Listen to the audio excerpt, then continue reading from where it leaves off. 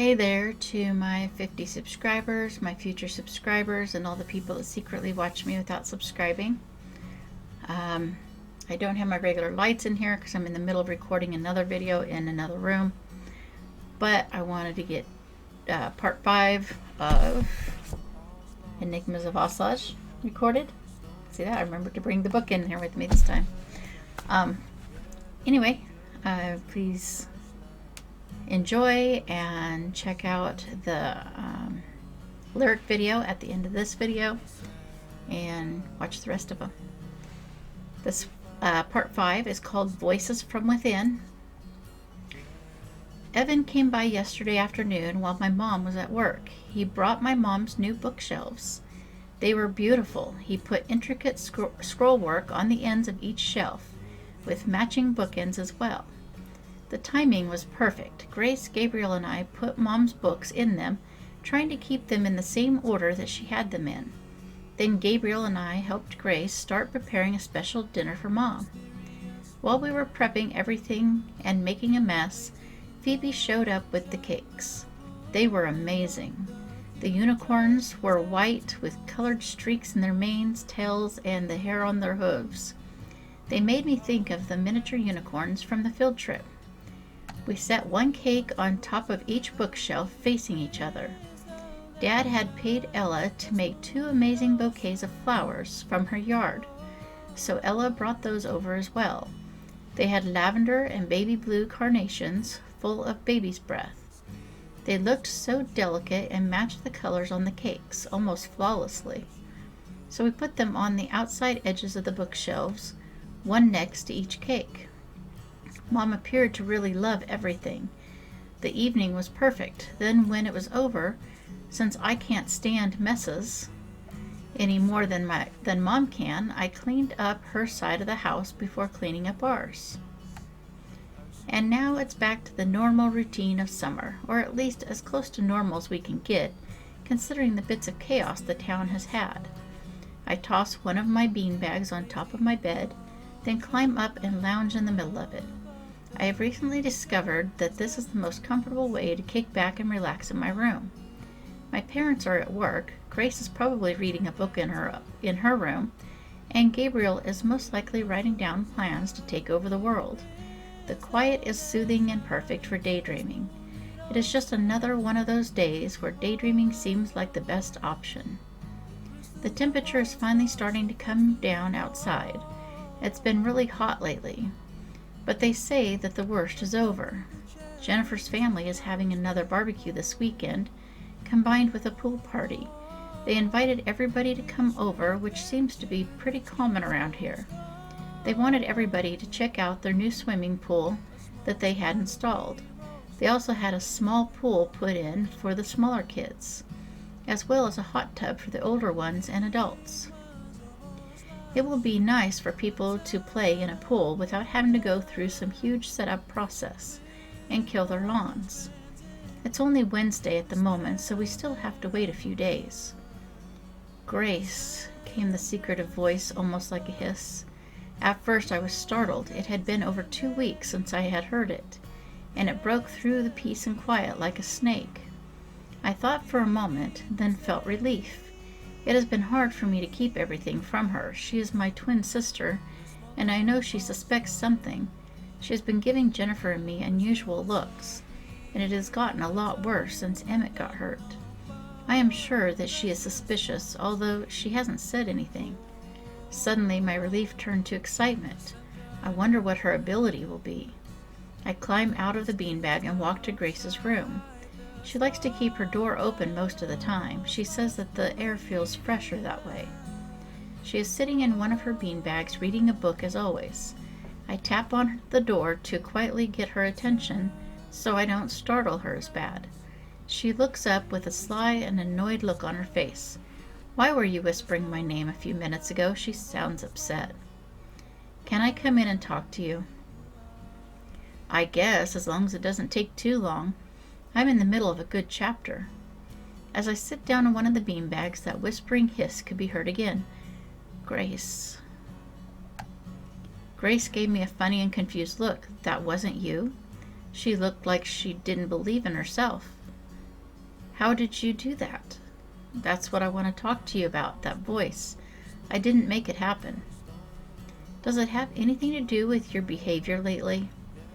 My behavior? I hadn't realized my behavior was that different.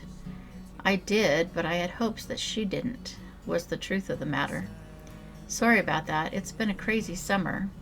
I proceeded to explain to her everything that has happened.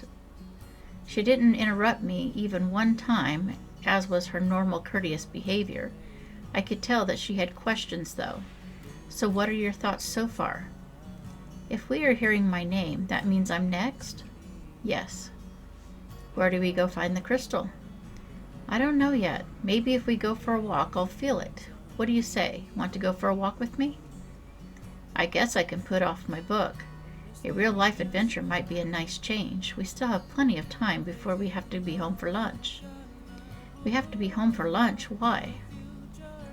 Mom asked me to fix lunch for Gabriel because she had extra work to catch up on. Personally, I think it is crazy how Mom babies Gabriel, but I guess that's just the way life goes. Okay, well, let's get going before more time goes by. We head out, walking casually down Main Street towards First. Halfway there, a chipmunk runs up to Grace and stares at her. We stop, so she doesn't trip over it. It cocks its head like it's waiting for something. How cute, it likes you. Maybe it wants to eat me. Sometimes Grace has a silly side to her. She giggles lightly. Or maybe it's wanting permission to eat you. And you have the authority to give it that permission? Of course I do. You're my twin and I owe you. This time she giggled louder. I couldn't help but laugh. I loved this side of Grace's personality. My laughing startled the chipmunk and it ran off. When we got to First, I wasn't sure where we needed to go, but I got a vague sense of direction. Let's go north. Grace just nods as we turn the corner. A mama deer and her baby are standing across the street near the footpath. They appear to be watching us with a strange curiosity and intrigue. Maybe your ability has something to do with the animals, I half joked. Oh, I love animals. That would be awesome. Grandma Lila drives by as we are walking. She's our dad's mom. She works as one of the sheriff's deputies. She has been doing it for over 30 years and loves her job. Usually she works the night shift, but she must be filling in for Elijah today. She honks her horn as we wave. As we near Eden Road, the foxes are making a lot of strange noises that I hadn't heard them make before. Grace turns her head quickly to look in Foxy's direction. I could feel my crystal start to vibrate. I pull it out and show it to Grace. We are close. We should cross the street. I think it's near the foxes. I feel almost as though I am being pulled. Hey guys, what's up? Jennifer is outside walking over towards the foxes. She looks at me kind of funny. Are you on a mission? Yeah, it's Grace's turn. That's good, because my crystal was making me nervous and getting impossible to ignore. I thought that maybe somebody was hurt, but I had no idea who, so it's nearby? Yeah, but it feels like it's moving for some reason. It's hard to tell where it's at. Grace, we heard the whispering hiss. Sounds like it's coming from inside the fox's enclosure. I think you're right, Grace. We all go into the enclosure and shut the gate. What? Grace was startled. What's wrong? Foxy just told me that Flash is playing with the crystal. Seriously, you can understand her? Jennifer's amused and delighted. Yeah, Grace had a joyful but peaceful expression. We look around and watch Flash as he runs around the enclosure between the two fences. He laps it several times, runs inside, jumps on top of the big rock, runs up the tower, back down again, then keeps going. Flash! Grace yelled at him. He stops running, then trots over to us with his head down. It looks like he is pouting.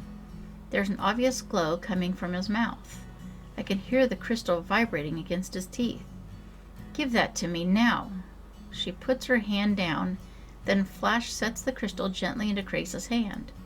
Thank you. You're a good boy. She pats his head. Her crystal stops glowing, and I can feel that mine has stopped vibrating. Grace, that's amazing. You can talk to animals?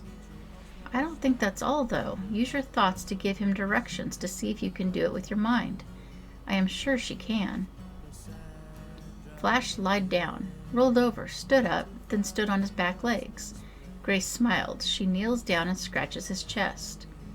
Then I sensed more about her abilities, so I simply thought, Grace, can you hear me? I can hear you just fine. Why? Jennifer was obviously puzzled. You can hear what? Who are you talking to? Cass. Grace looks at her like she has lost her mind. But Cass didn't say anything. No, but I thought it. Grace, you can read people's minds too. I'm not sure if that's good or bad. To be honest, that makes me a little nervous. I start feeling really self-conscious about my thoughts. No, Grace, I'm not doing that. Jennifer appears to be a little bit irritated. Doing what? I look at Grace. She is snickering. You can talk to people's minds too, can't you? Sure. If I can tell Flash things, then obviously I can tell people things. I'll try not to listen to people's thoughts or talk to their minds, though animals are good enough for me. I've always wanted to communicate with animals. Grace puts her crystal away in the nick of time. Jennifer's brother Justin comes out to give treats to the foxes. What are you guys doing standing in the middle of the cage? It's not a cage, it's an enclosure, and that's our business, Monkey. That was Jennifer's nickname for Justin and her other brother Julian. Justin walks into the enclosure and starts juggling some apples. The foxes all run up to him begging for them. He pretends not to see them for a moment when he continues to juggle. After just a few minutes, he gives the apples to them, pulling a fourth one from his pocket. Grace waves to all of the foxes, and they make strange noises. Julian is baffled. When did they start making that noise? Today. Grace grinned as we left the enclosure. Jennifer walks with us back to our apartment. Along the way, the deer are standing near the north footpath. Grace nods at them, then they run back into the woods. What was that about? They knew that I could hear their thoughts and wanted to know if I would come visit someday. So I told them that I would bring them a treat later. My sister has finally found something to make her happy. It was nice to see her interested in something other than a book. The remainder of the walk home, Grace looked like she was on cloud 9. Her walking looked almost like dancing, with a bounce in her step. It was as though her body was singing a silent song. Luke was standing outside of his apartment, looking around when we got into the parking lot. Cass, can I talk to you? It's okay, you could talk around Grace now also. Oh, that's a relief. That means that she has a crystal? My crystal was vibrating again, but it didn't feel as important, so I was really confused and didn't know if there was something that I was supposed to be doing. What is she able to do? She can communicate with animals. I decided to keep the part about reading minds out of the conversation. No point in making him uncomfortable around her. That's cool. What did you communicate with, Grace? The foxes. Flash is really silly.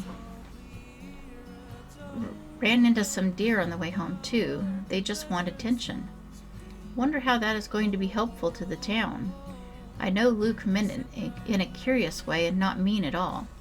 Sometimes he says things a little differently than I think he should. I'm sure when the time comes we will all know. You're probably right, but just in case, let me know if I don't already know by then. We will. You are part of our group. For now, though, we have to go make lunch for Gabriel. You want to come over? Sure, if you don't mind. Just don't say anything to Gabriel. Of course not. At home, Grace stands in Mom and Dad's kitchen looking intently at Gabriel. Why are you staring at me? What's your problem? I was trying to figure out what to fix for lunch. I'm thinking about a cheeseburger for you and Luke and veggie burgers for the rest of us. Gabriel's face lit up. Really? You will cook real burgers for us? Sure, why not? I don't cook for you often, and I know Mom and Dad have pre-made burgers in the freezer. What happened to not listening? I whispered to her. It is a special occasion. Grace spent the next couple of days taking treats to the deer on her way to see the foxes. She would be gone for several hours at a time. Then each time I seen her come home, she would have a big smile on her face and still seemed to have a bounce in her step. Not only was this ability helping her give animals what they wanted and needed, but it was obviously giving her something that she needed as well. I couldn't remember ever seeing her so happy. Jennifer was spending some of her time with Grace and the foxes, but also some time at Ella's. She was trying to learn as much as she could so she would understand what she felt when she put her hands on someone. She figured that if she knew what she was feeling and knew what needed fixed, she could do it quicker and more efficiently. Since Grace and Jennifer were so busy, I decided to enjoy some time doing other things. Today I am going to walk to Gooding's Books and Things. It is a bookstore owned by Denny's dad, Micah Gooding. It is just across the street to the corner next to the west end of the mall. Before going outside, I put on a silver windbreaker. It's not that cold, but I can hear the wind rustling through the trees. Once outside, I see that Luke's grandpa Andrew is sitting on a bench at the playground. Some of the kids have gathered around him so they can listen to him sing silly songs. Most of them join in when they know the words and giggle at the funny things in the songs. It's always nice hearing people laugh. Looking closer, some adults are leaning against the buildings, listening as well. Their laughter and quiet singing blends in with the children's, making it even more enjoyable. I walk the block down Main Street and then cross the street. I go around the corner of Main and 3rd and into the little bookstore. I have heard many stories over the years of how Micah makes a living. It's obvious that you can't make enough to live on selling books in a town this small. It's said that cops from all over the country come to him when they need help to find a missing person, and many times he is given reward money when he locates the people. I don't know if the stories are true, but I do know that he has a good heart, and that the possibility is true. I'm not sure why him and Rebecca got divorced, but they are still friends. I heard it was because the help he provided the cops stressed him out, and she couldn't handle it. The inside of the bookstore smells like vanilla. Micah says the vanilla helps calm and soothe people, so it's perfect for when someone is browsing a bookstore. He also has Enya playing semi-quietly through his sound system. The music adds to the soothing feeling. He is sitting at the desk with a book and pen. What are you reading? It's actually a book to boost brain function. I love the games in them. I find it very entertaining. From what I've heard, you don't need much of a boost. I was told that your IQ is almost 150. Well, that's a bit of an exaggeration. It's only 136. Only? I would say that is pretty good. I guess so. It makes it very hard to find someone to talk to sometimes. I guess it would, but I bet there are websites out there for smart people. Maybe you can find someone online to talk to. Maybe. I guess it wouldn't hurt to check into it. So what can I do for you today? I was just out for a walk and thought I would see if you had anything new that I might be interested in. I don't think I've gotten anything in since you were last here. I'm expecting a new shipment in less than 2 weeks, but feel free to look around. Well, maybe I can find my mom a new book. It may only be August, but I can start my Christmas shopping now. Do you have any Anne Rice? Micah got up and walked me to the back of the store. He pointed at a really high shelf. I keep them up high so the younger kids don't pick them out by mistake. But if you want one for your mom, I'll get them down for you. How about that trilogy in the case?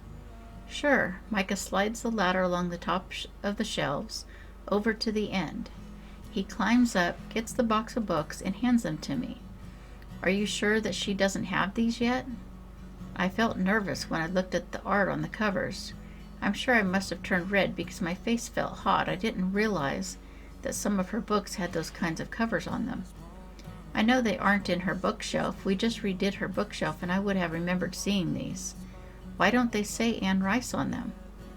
She uses a few different names. Anything else that you need help finding?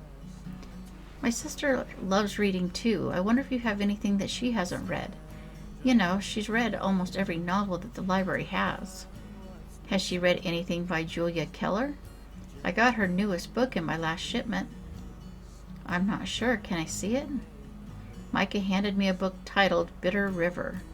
On the cover, a girl is standing in the middle of a shallow river. I don't recognize it. I'll take it, thanks. I went to the checkout and paid for the books. Once outside, I walk across 3rd Street to the DMV. Jennifer has been talking about getting her driver's permit, so I thought I would pick up the driver's handbook for her. Desmond is sitting behind the counter, looks up when I walk in. What can I help you with today? I am looking for the driver's handbook. If you walk around that table and go to that wall there, you will find it. It's the blue one with the bridge on the cover. He points to the west wall.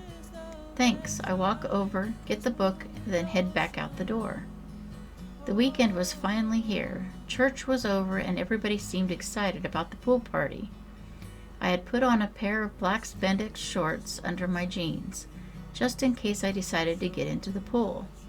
I don't like my legs being able to be seen, but you never know when my mood will change. I also put on a black sports bra under a red sheer top so I would be prepared. I didn't want to dress too warm in case the weather decided to get hotter again. Jennifer's family asked everybody to bring their own towels because they wouldn't have enough for everybody. So I go and grab my favorite towel that I rarely have a chance to use. It has a night scene of a beach and looks like the sand is covered in crystals. I head over to my parents' side of the apartment to see if they are all ready. My mom had made a huge bowl of mashed potatoes. I taught her a way to make them that I learned from the internet. They are the best. She always uses red potatoes to get the most vitamins she can. She also leaves the skin on for the same reason. Then to add flavor, she boils the potatoes in a vegetarian broth so that unhealthy gravy isn't even needed. There's also an equally huge bowl of fruit salad. It is an old family recipe that everybody loves. It has a lot of stuff in it besides all the fresh fruit that she gets from the next town over. It has homemade pudding as its base instead of Cool Whip, and it is full of marshmallows and other secret ingredients. Dad seems amped up. Table and chairs are in the truck. Let's go. Dad's truck is a metallic blue Chevy. For a pickup, it has a lot of room in the cab, and the bed of it has a locking cover for when you go out of town on a shopping trip. I just realized where I got into the habit of saying, let's go. No wonder I always feel like I'm rushing everywhere I go. The party is a ton of fun. Everybody's having a blast.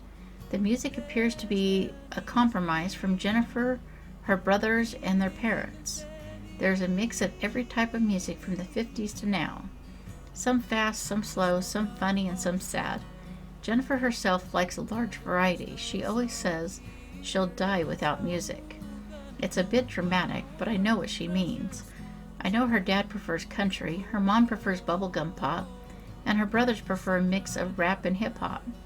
Throughout the night, the pre-recorded music would get shut off, and various people would play their guitars so others could take turns singing songs they liked. Most of the people have been in the pool at some point, so I finally decide to get in since it's getting dark, and the people seem too busy to care what I am doing. After asking Jennifer's permission, I go into the house and to her room. I take off my jeans, fold them, lay them neatly on her bed, and head back outside. The water is nice and cool, but not too cold. It is actually quite refreshing. I walk along the bottom of the pool until I get to the 4-foot mark. Then I just hang out in the water while visiting with some of the other kids from the school. I notice that Grace keeps watching Emily. She is the postmaster at a local post office. She had just graduated a year ago with her longtime boyfriend Aiden. They got married just after graduating. The wedding was beautiful and they were as adorable as always. While Grace watches her, she has a smirk on her face. Every once in a while she glances at Aiden. Finally, I go over to where Grace is standing in the pool. What are you doing? Watching people. Watching or listening to what they're thinking? Well, a little of both. I've only been listening to Emily and Aiden, though. I could see that something was bothering her, so I was curious if I could help. Why are you so fascinated with them? Are they okay? Oh, yes, I believe so. Emily wants to tell them something very important, but she's nervous and can't seem to do it. She's been trying all day. Maybe I should help? She looks at me, and I can see that she is being sincere. If it's something she wants to tell him and she's too nervous, I guess you can help. But don't make it obvious that it's you. Figure out how to help from a distance. If I can use my thoughts, I can think in their voices and they will believe that they had the thought themselves. That sounds logical if you think it will work that way. I turned to look at Emily and Aiden. They are both talking to small groups of people about 10 feet away from each other. All of a sudden, Aiden looks startled. He looks at Emily with an inquisitive expression. He walks over to her and whispers something in her ear. She nods, then he starts kissing and hugging her. Well, it seems you've done your good deed for the day. Maybe. We'll see how the rest of the night goes. You never know what might come up. Someone else might need a nudge. I chuckle lightly and shake my head while looking at Grace. I look back up at Emily and Aiden, pleased that they were so happy and Grace had helped them. Then Aiden looks over at Gage and says something.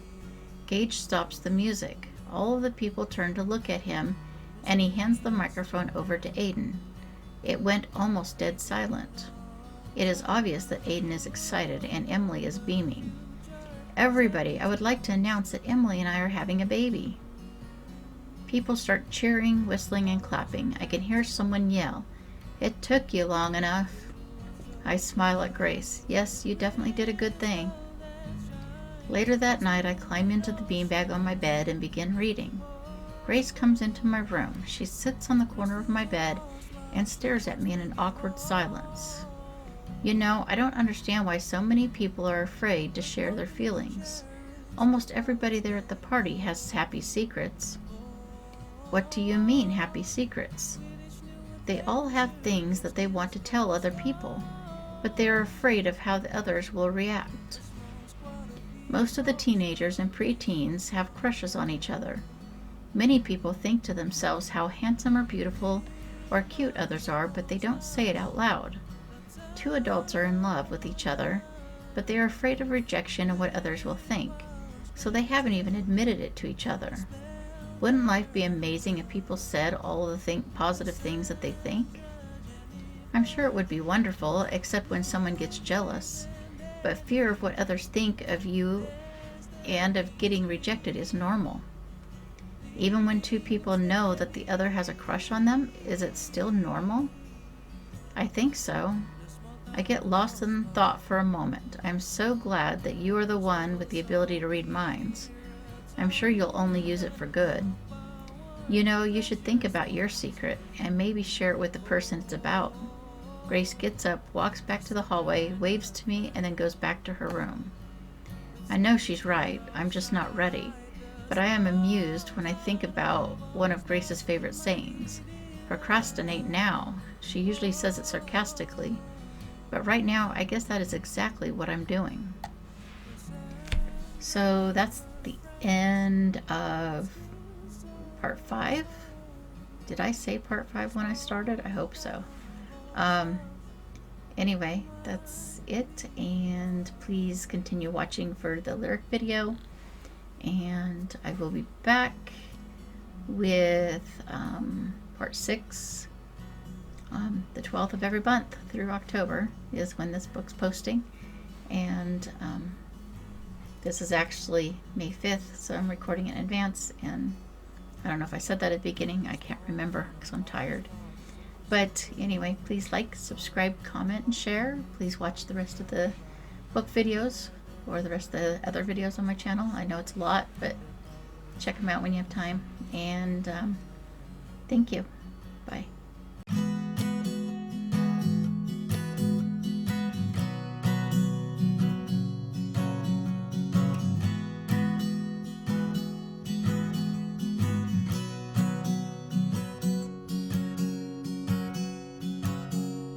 The small town of Auslage, some crystals were found, bestowing upon the kids powers abound. Together they journey through Auslage land, their powers a blessing, their teamwork at hand.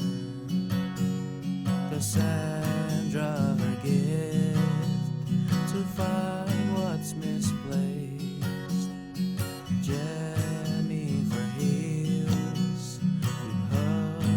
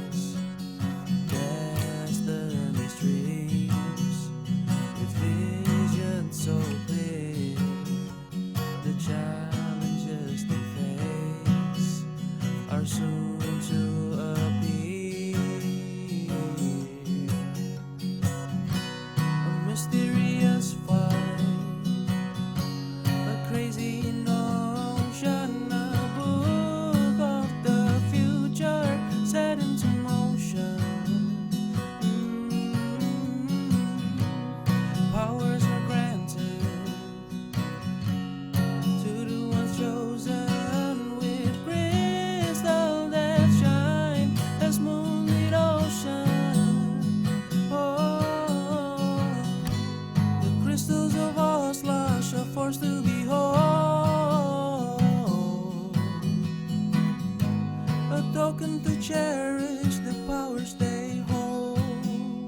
Oh, with each new adventure, their skills grow stronger. A small squad of heroes, nothing can conquer.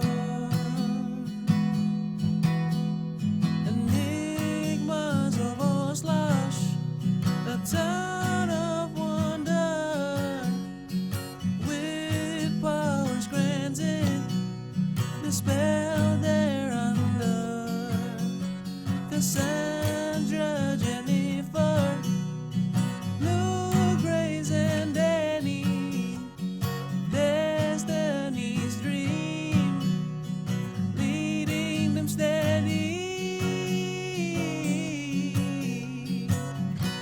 The small town of Auslage, the crystal so clear, a token of power, treasures once feared.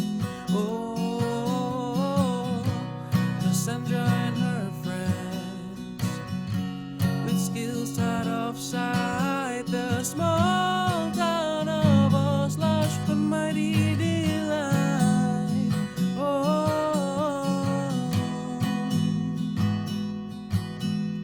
Kassandra and her friends, with skills out of sight, the small town of Auslage, a mighty